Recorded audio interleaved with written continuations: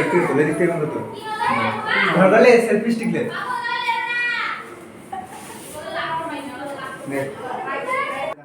Hello friends, তো তোমরা বুঝতেই পারছো আজকে মানে প্রথমে শুরুতেই দেখে বুঝতে পেরে গেছো যে কী হতে চলেছে। হ্যাঁ, একদমই ঠিক বুঝতে পেরেছো। তো চলো যাওয়া যাক। যার আর কি যার জন্য এই দিনটা তাকে দেখতে পাচ্ছি না, তো চলো চলে এসেছি দেখতে। যার বার্থডে সে ঘুম করছে, তার এখন ঘুম ভাঙছে না। যার বার্থডে সে এখন ঘুমোচ্ছে আর আমরা সবাই রেডি। এটা আমার মাঝে তুলে দিচ্ছে না এরা জাম করে নি ঘুমিয়ে ঘুমিয়ে করে দেয় ভালো কি বলে তো এই যে এখন হচ্ছে রেডি হবে, ঘুমিয়ে ঘুমিয়ে রেডি করা হবে। বাবু রেডি করতে দে। তো তোমাদের রান্না এবার দেখিয়ে দেবো। আর এই যে রান্নাবান্না সবই হয়ে গেছিলো। তারপর ভাতটা আর একটু এক্সট্রা বেশি করে রেখেছিলো যাতে কম না পড়ে যায়। তো রয়েছে চিকেন, আর রয়েছে মুগের ডাল, আর রয়েছে পোস্তটা তোমাদের দেখিয়ে দিই ভালোভাবে। তো দেখতে পাচ্ছ পোস্ত একটু তেল বেশি হয়ে গেছে। আসলে বাবা রান্না করলে একটু বেশি স্পাইসি হয় রান্নাটা, আর বাচ্চাদের পক্ষে একটু প্রবলেম হয় খেতে। আর রয়েছে মিষ্টি দেখতে পেলে। ফাইনালি কেকটা তো আসল। আর পায়েসটা তোমাদের দেখানো হয়নি কারণ পায়েসটা চিকেনের সাথে মানে টাচিং ছিল না। মানে কি বলে, আমরা আসলে গ্রামের মানুষ তো মানে ঠেকাঠেকি খায় না, তো সেই কারণে। তো নামটা কি লেখা আছে তোমরা দেখে বুঝতে পারছো, আর নামটা অবশ্যই কমেন্ট করে জানাবে। আর কেকটা কেমন হয়েছে সেটাও বলবে। গোবিন্দ সরে সরে যাও। হ্যাঁ ওটা কিন্তু ইয়ে করে চলে সবাই বানা ভিডিও বানা এদিকে সাইড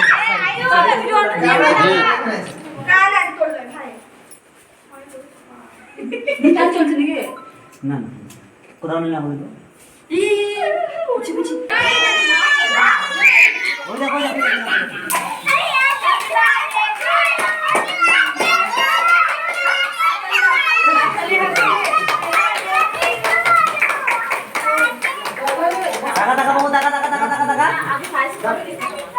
বাবু তাকাও এই দেখো তাকাও একটু টাচ করে দাও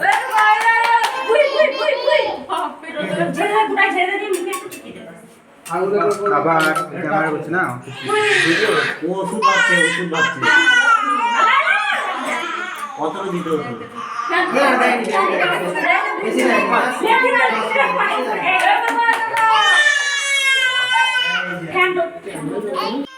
আমি এটা বলবো না প্রত্যেকের মধ্যে যে যারা নতুন দেখছে পেজটাকে ফলো করো। আসলে ভিডিও ভালো লাগলে তবে ফলো করবে, নাহলে করবে না অবশ্যই।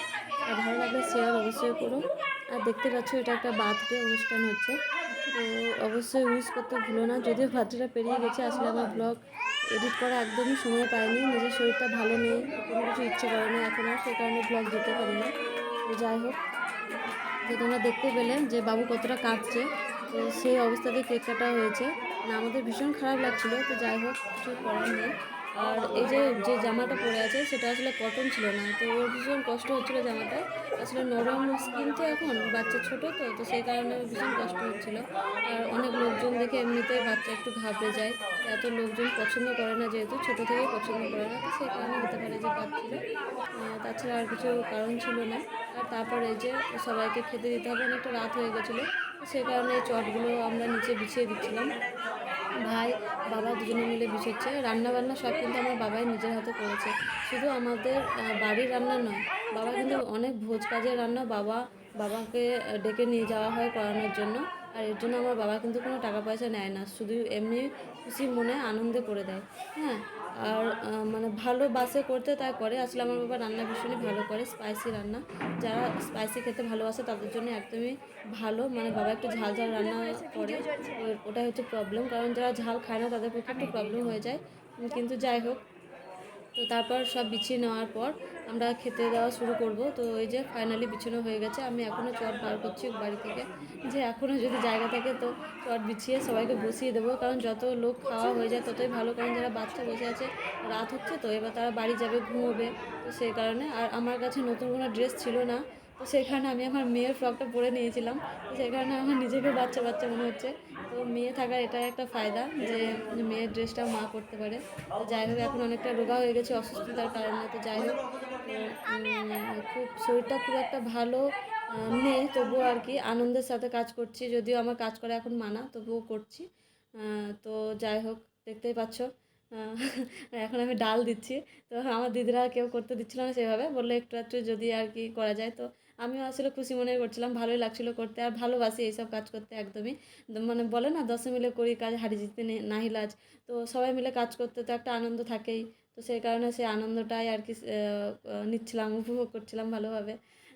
আর আমাদের বাবুর প্রথম জন্মদিন বলে কথা, তো যদি পিসিমণি কাজ না করে তাহলে কী করে চলবে।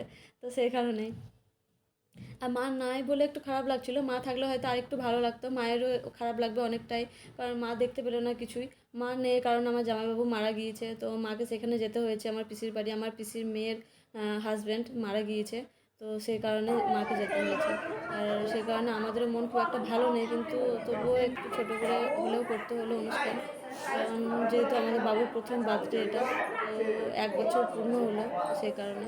আর এই যে আমি আমার বোনপুকে খেতে দিয়েছিলাম, তারপর ভাতগুলো পড়ে গেছিলো বলে একটু ভেবেছিলাম থালা পাতার দিকে সরিয়ে দিয়ে দেখতে খারাপ লাগবে না, তো সেই কারণে ও পাতাতে উঠে গেছিলো। তো আমাকে বললো যে মাসি পাতায় উঠে যাচ্ছে, সেই কারণে আমি আবার থালা থেকে নামিয়ে দিয়েছিলাম। তো সবাই ক্যামেরা দেখে টাটা বাই বাই করতে শুরু করেছে। তো যাই হোক, তারপরে এই যে ডাল দেওয়ার পর আমি মিষ্টি দিয়েছি।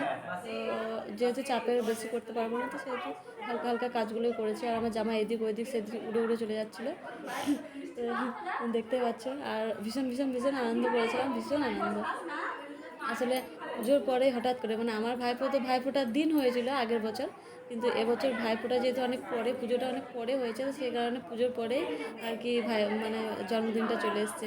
কারণ জন্মদিনের ডেটটা তো একই থাকে, ফোঁটা পুজো এইসব নয় মানে এগুলো পিছনে হয়ে যায়।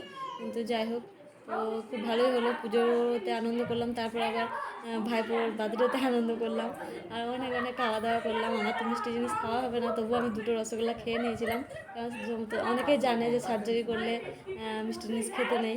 আর আমার এমনিতেই শুকোচ্ছিল না সেলাইগুলো, তো শুকোয়নি, এখনও শুকোয়নি, তবুও মিষ্টি খেয়ে নিয়েছি। খেতে ভালো লাগে, আর খুব ভালো লাগছিলো খেতে, তো সেই কারণে দিতেও ভালো লাগে, খেতেও ভালো লাগে, মানে খাওয়াতেও ভালো লাগে, খেতেও ভালো লাগে।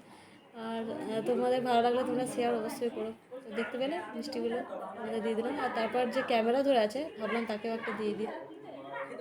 তো এরা কিন্তু আমার বোনপো, এই বোনপো দুজনকে খেতে দিয়ে দিয়েছিলাম। আর আমার মেয়ে ক্যামেরা ধরেছিল, তো আমার মেয়ে বললো মা আমাকে একটা রসগোল্লা দাও। তো তারপর আমি আমার মেয়ের মুখে একটা রসগোল্লা ভরে দিয়েছিলাম।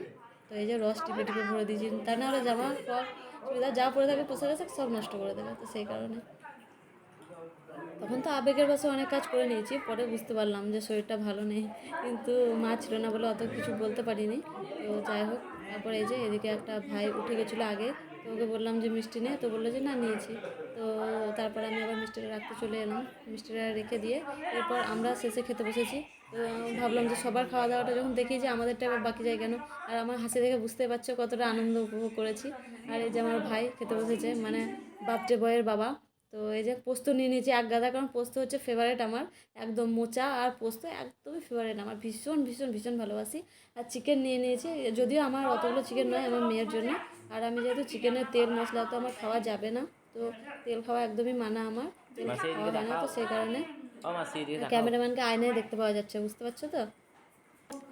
যাই হোক, এই যে এখন আমাদেরকে দেখিয়ে দিল, সবাইকে একবার একবার করে দেখিয়ে দিল আমার বোনপো। আর আমরা সবাই বসে, আমার বোনপোরা খেয়ে নিয়েছে বলে ওরাই ক্যামেরাটা ধরেছিল। আর এই যে বার্থডে বয়ের মা, বার্থডে বয়ের বাবা, নিউ বার্থডে বয়, আর আমাদের বার্থডে বয়ের মা বাবা দুজনে একসঙ্গে খেতে বসেছে, মানে সব